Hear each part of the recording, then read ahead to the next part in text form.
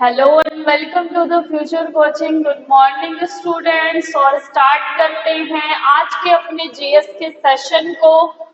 और आज का जो हमारा जीएस का सेशन है वो we are just at the climax of the history.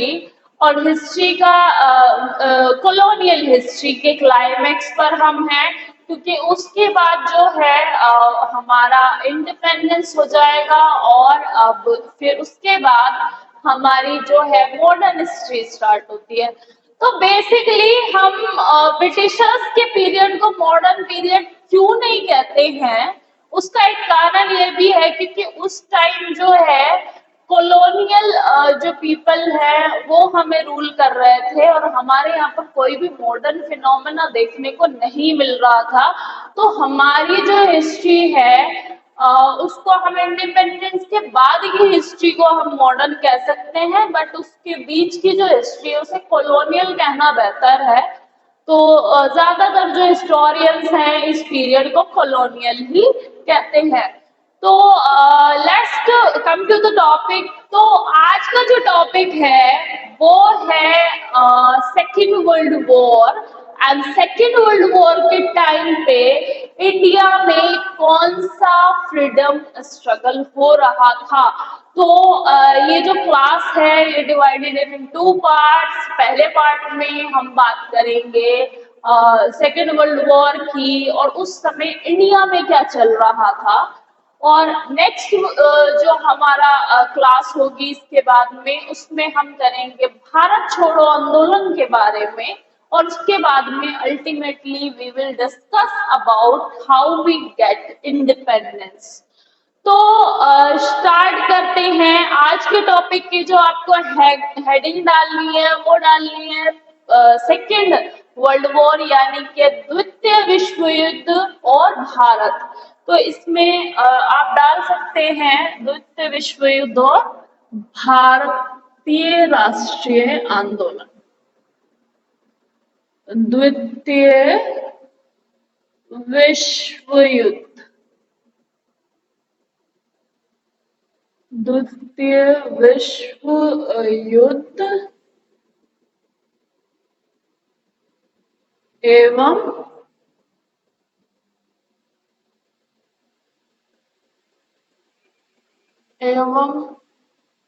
भारतीय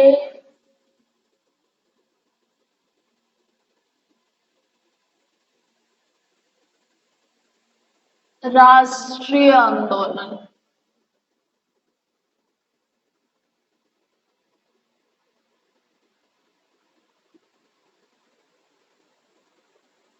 भारतीय राष्ट्रीय आंदोलन।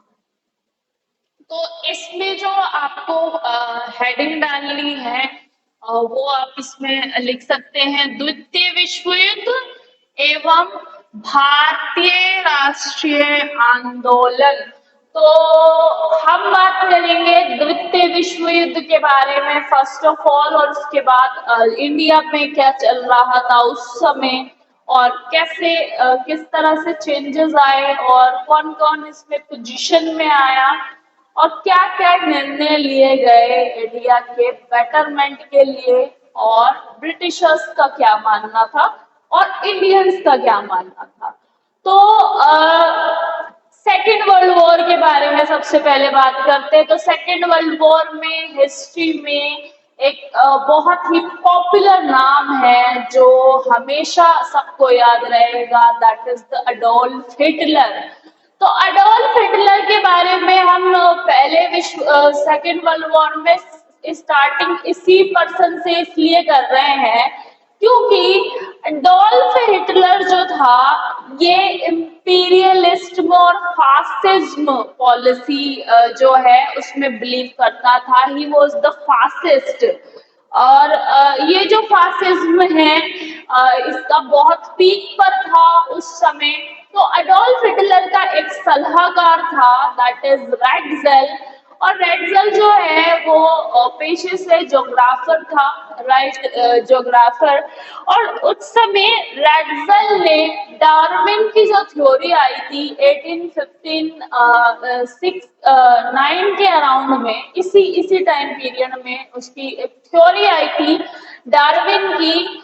और डार्विन की जो नेचुरल सिलेक्शन वाली थ्योरी है, जो कि आप ज्योग्राफी में भी पढ़ते हैं, जो कि आप बायोलॉजी में भी पढ़ते हैं।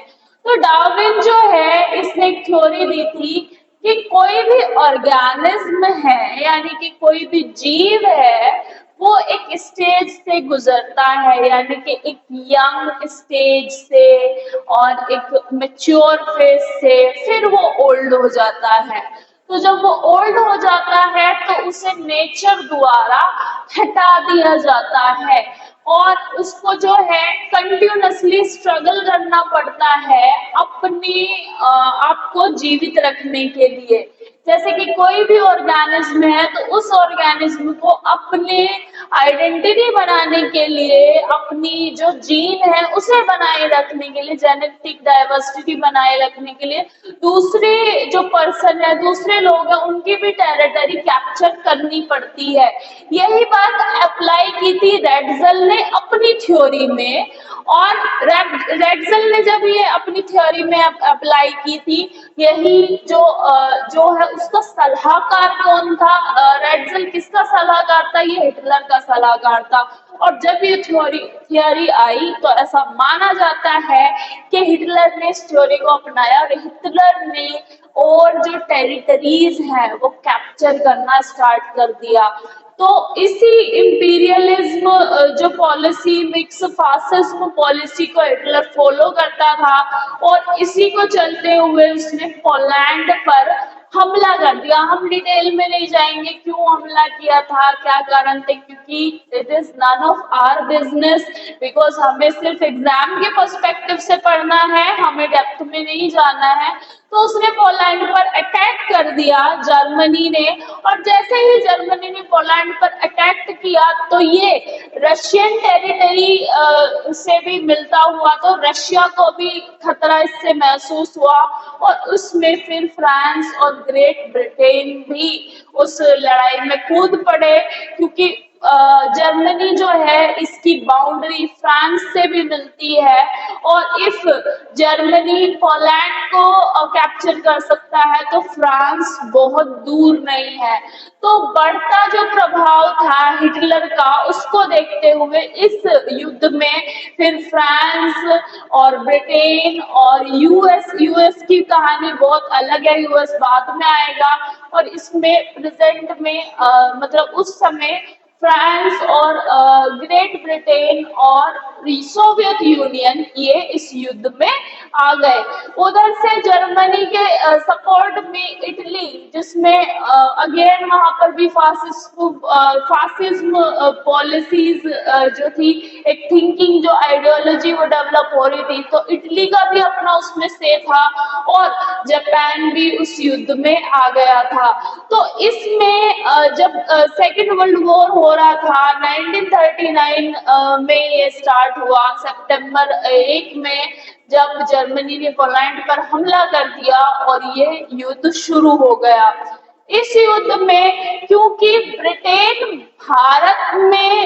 भारत इसकी कॉलोनी था उस समय, क्योंकि हम ब्रिटिशर्स के अधीन थे, तो ब्रिटिशर्स जो है हमारा इंडिया का भी सपोर्ट चाह रहे थे कि ये लोग भी युद्ध में हमें सपोर्ट कर दें, और उसी को लेकर के इन्होंने बहुत सारे जो है वॉर एफर्ट किए इंडिया में भी। और इसमें क्या क्या चेंजेस हुए उसके बारे में हम पहले बात करेंगे। तो बेसिकली उस समय पहले फर्स्ट वर्ल्ड वॉर की पावर्स जान लेते हैं कौन कौन था। तो फर्स्ट वर्ल्ड वॉर में दो पावर थी, दो पावर, उसमें एक पावर का नाम है जैसे कहते हैं एक्सिस पावर, और दूसरी पावर का नाम है जिसे कहते हैं लाइड पावर। तो एक्सिस पावर कौन कौन सी है? एक्सिस पावर है जर्मनी, इटली और जापान। तो एक तरफ जर्मनी, इटली और जापान था और दूसरी तरफ एलाइड पावर्स थी जिसमें कि France, Britain, Soviet union, US और चाइना था। तो ये जो पावर्स थी बेसिकली इनके बीच में आपस में युद्ध हो रहा था और इसमें यूएस का बहुत जो है इंटरेस्टिंग रोल है, क्योंकि यूएस स्टार्टिंग में वर्ल्ड वॉर में था ही नहीं कहीं भी। लेकिन जापान ने यूएस के पर्ल हार्बर पर अटैक कर दिया था और क्योंकि जापान ने यूएस के पोर्ट पर्ल हार्बर पर अटैक कर दिया तो इस उससे जो यूएस है वो भी युद्ध में एंटर कर दिया, क्योंकि अगर कहीं दो कंट्री के बीच में युद्ध चल रहा है और वो कंट्री किसी तीसरी कंट्री पे हमला कर देती है तो वो कंट्री भी अपना बचाव करेगी। तो यूएस पर जब जापान ने हमला कर दिया था तो जापान पर फिर यूएस ने भी हमला कर दिया और इस तरह से यूएस भी यानी कि यूनाइटेड स्टेट्स ऑफ अमेरिका भी वर्ल्ड वॉर में एंटर कर गया। तो बेसिकली इन पावर्स के बीच में लड़ाई चल रही थी और उस बीच इंडिया में क्या चल रहा था ये आपको थोड़ा जानना है। तो इंडिया में उस समय सुभाष चंद्र बोस जो है उनका उदय हो गया था, यानी कि अब उन्होंने अपनी यहाँ पर पकड़ बनाने स्टार्ट कर दी थी सुभाष चंद्र बोस ने।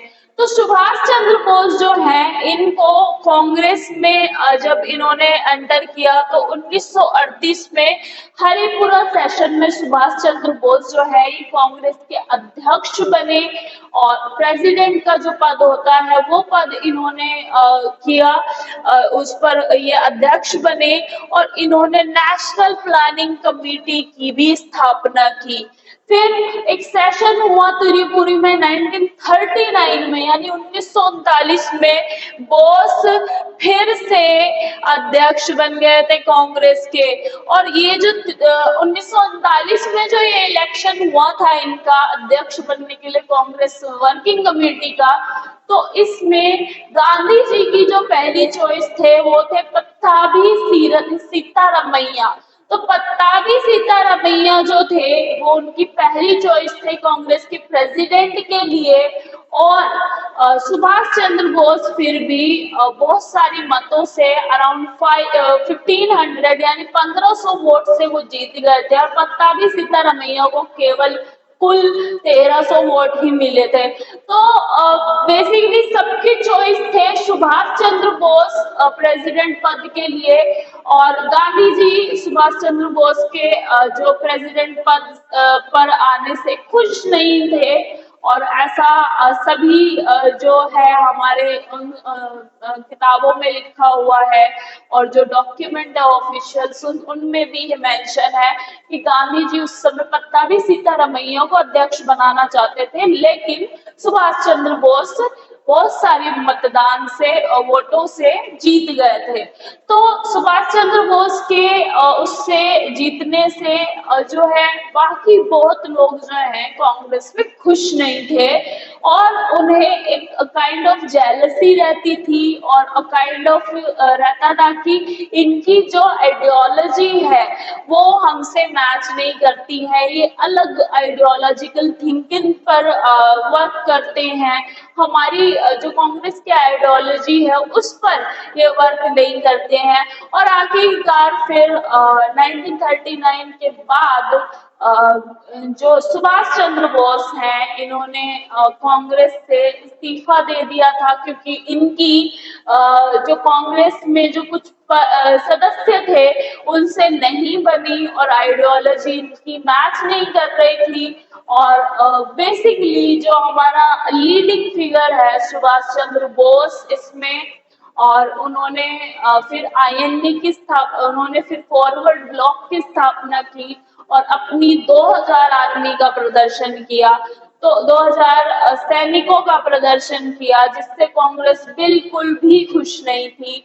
और उसके बाद जो है वॉर एफर्ट में सुभाष चंद्र बोस ने बाहर से भी जो है सपोर्ट गेन करने की कोशिश की कि जो हमारे भारत है उसे इंडिपेंडेंस मिल जाए, और इसके लिए वो अलग अलग नाम बदल करके अलग अलग जगह पर गए हैं, और वो हिटलर से भी मिले थे। इवन वो जर्मनी में उन्होंने बहुत समय बिताया है, और उनकी जो वाइफ है वो भी जर्मन है। उन्होंने एक जर्मन जो है उनसे शादी की थी, और वहां पर वो जर्मनी में कुछ साल रहे भी हैं।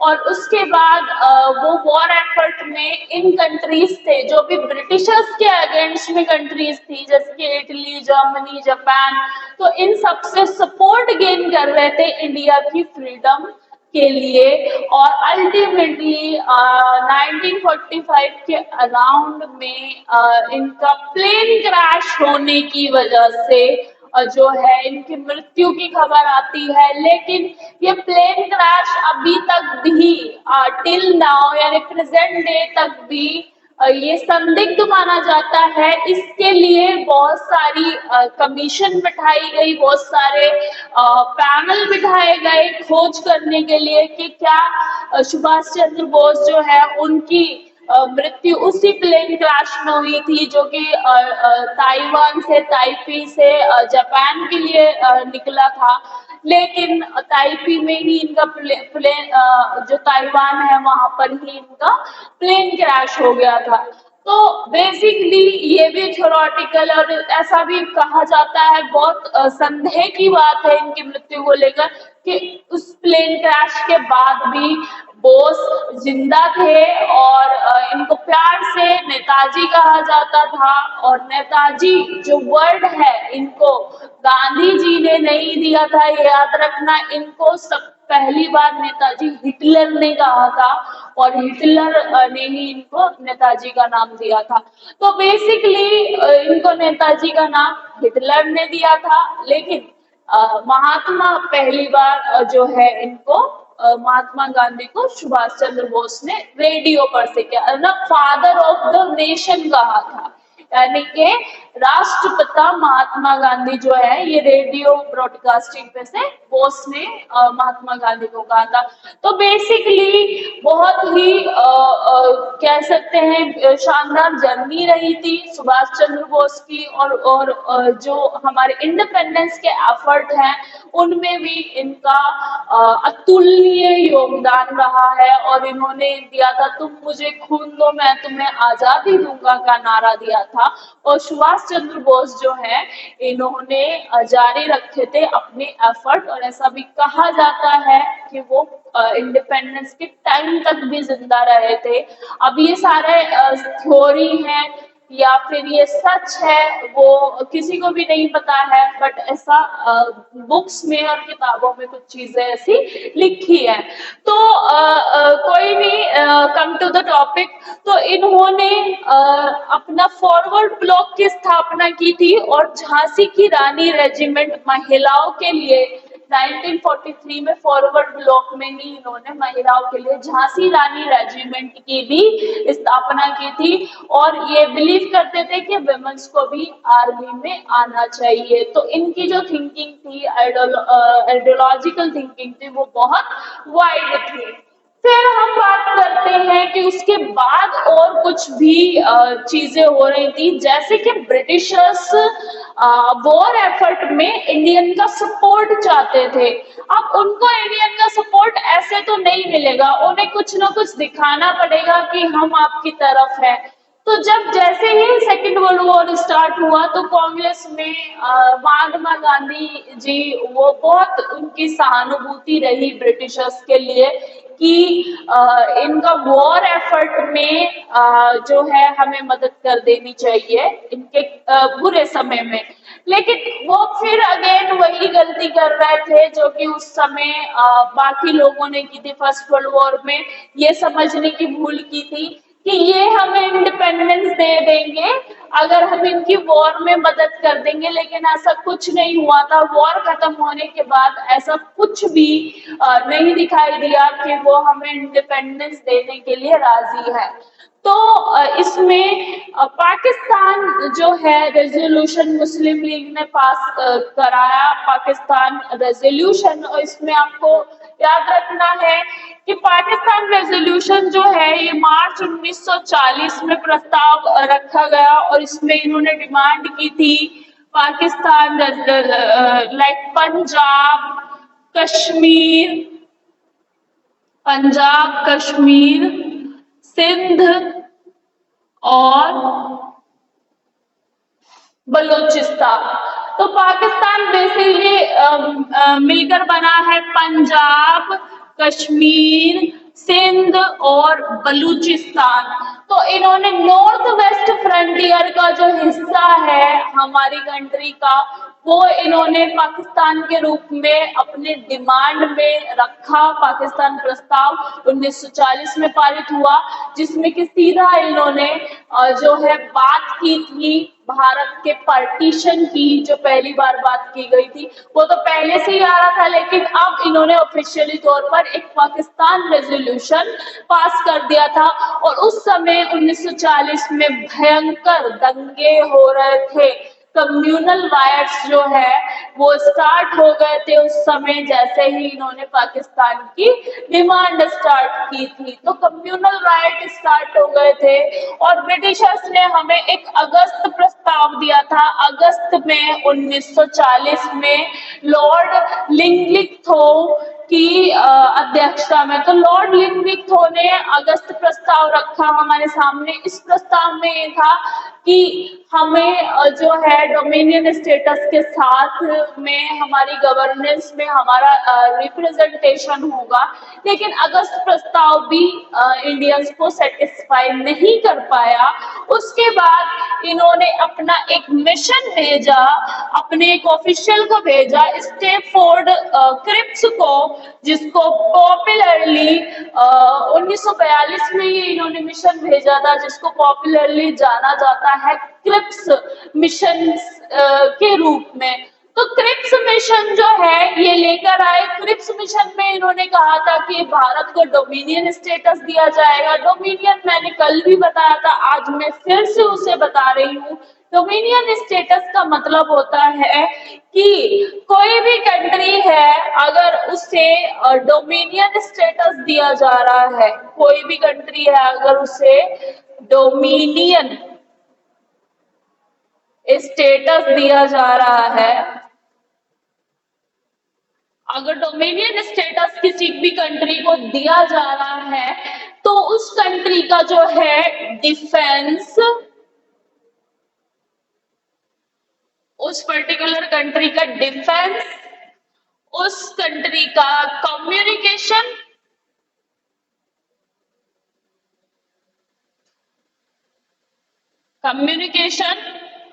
और उस कंट्री की फॉरेन पॉलिसी, उस कंट्री का डिफेंस, उस कंट्री की फॉरेन पॉलिसी, ये सब जो है पर्टिकुलरली ब्रिटिशर्स के पास रहेंगी। यानी कि तीनों ब्रिटिशर्स के पास रहेगा, वहां का डिफेंस, वहां का कम्युनिकेशन, वहां की फॉरेन पॉलिसी, ये ब्रिटिशर्स के पास रहेगी और बाकी सब इंडियंस के पास रहेगा। तो इससे गांधी जी ने जो प्रस्ताव क्रिप्स ने रखा था उसे मना कर दिया कि हमें कंप्लीट इंडिपेंडेंस चाहिए। We are not agreeing with the dominion status, यानी कि हमें डोमिनियन स्टेटस नहीं चाहिए, हमें कंप्लीट इंडिपेंडेंस चाहिए। इसका मतलब क्या है कि डिफेंस, कम्युनिकेशन और फॉरेन पॉलिसी ये भी इंडियन को ही चाहिए, यानी कि ये भी इंडिया के पास ही होनी चाहिए। आप हमें कंप्लीट इंडिपेंडेंस दो, हम किसी भी तरह की डिपेंडेंसी नहीं चाहते। तो 1942 में क्रिप्स मिशन आया और क्रिप्स मिशन में ये प्रपोजल रखा गया कि डोमिनियन स्टेटस दिया जाएगा, लेकिन जो कांग्रेस है और जो गांधी जी हैं उन्होंने इसको मना कर दिया साफ मानने से। तो ये तो रही बात क्रिप्स मिशन के बारे में 1942 में। और 1942 में ही गांधी जी ने कह दिया था कि अब मैं एक आंदोलन शुरू करूंगा जिसका नाम है भारत छोड़ो आंदोलन। तो इस आंदोलन को हम डिस्कस करेंगे अपनी नेक्स्ट क्लास में। तब तक के लिए बने रहिए the future coaching fair and guides. Like and share and subscribe to TFC and thanks for watching.